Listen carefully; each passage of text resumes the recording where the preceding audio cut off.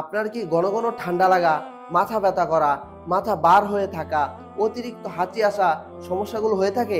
তাহলে আমি আপনাকে বলবো আপনি সচেতন হন।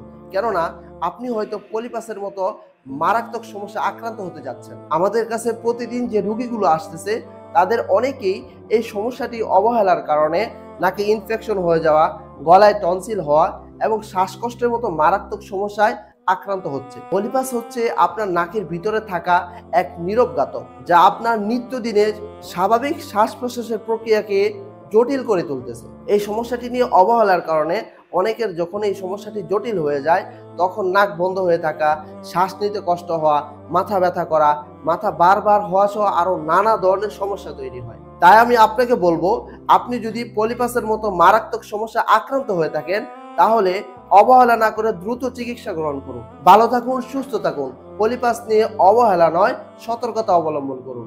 আসসালামু আলাইকুম ওয়া রাহমাতুল্লাহি ওয়া বারাকাতুহু।